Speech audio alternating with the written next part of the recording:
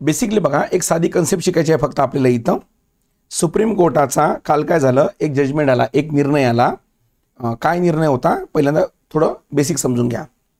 तामिळनाडूचे एक मंत्री होते, त्यांचं नाव होतं पोनीमुडी. पोनीमुडी नाव कामाचं नाही आहे. यांच्यावर करप्शनचे चार्जेस झाले. यांना 3 वर्षाची शिक्षा तामिळनाडू हायकोर्टने दिली. पोनीमुडी यांनी काय केलं, सुप्रीम कोर्टामध्ये चॅलेंज केलं आणि या शिक्षेला सुप्रीम कोर्टानं स्थगिती दिली. ठीक आहे. त्या दरम्यान काय झालं, तामिळनाडूचे जे राज्यपाल आहे त्या राज्यपालांनी या पोनीमुडी यांना मंत्रिमंडळातून बाहेर काढलं. ठीक आहे. मग आता सुप्रीम कोर्टानं यांच्या शिक्षेवर स्टे दिल्यानंतर तामिळनाडू मुख्यमंत्र्यांचं म्हणणं असं होतं की राज्यपाल महोदय, या मंत्र्यांना पुन्हा तुम्ही मंत्रिमंडळामध्ये समाविष्ट करा. पण तामिळनाडूचे जे गव्हर्नर आहे NR रवी यांनी त्यांचा समावेश केला नाही. बरोबर. म्हणून चीफ मिनिस्टर हे गेले सुप्रीम कोर्टामध्ये. ही तामिळनाडूची 6वी केस आहे बरं का, गव्हर्नरच्या विरोधामध्ये सुप्रीम कोर्टात जाण्याची.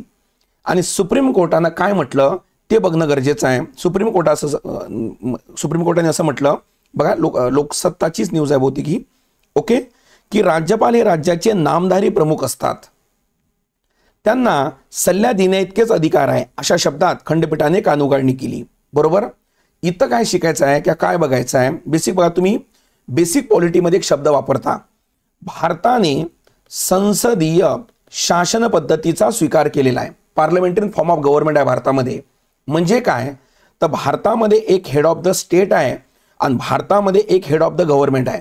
किंवा संसदीय शासन पद्धतीची ही व्याख्याच होत असते की ज्यामध्ये 2 हे प्रमुख असतात, एक कार्यकारी आणि एक वास्तविक कार्यकारी. आणि जो कार्यकारी प्रमुख असतो तो फक्त नामधारी किंवा नाममात्र हा प्रमुख असतो. आणि भारतामध्ये तर हेड ऑफ द स्टेट म्हणून केंद्रामध्ये राष्ट्रपती, गव्हर्नमेंट म्हणून प्रधानमंत्री भूमिका बजावतात. तर राज्यामध्ये सेम कंडिशन कशी आहे, तर गव्हर्नर किंवा राज्यपाल हे काय करतात, हेड ऑफ द स्टेट, आणि मुख्यमंत्री हेड ऑफ द गव्हर्नमेंट म्हणून भूमिका बजावतात.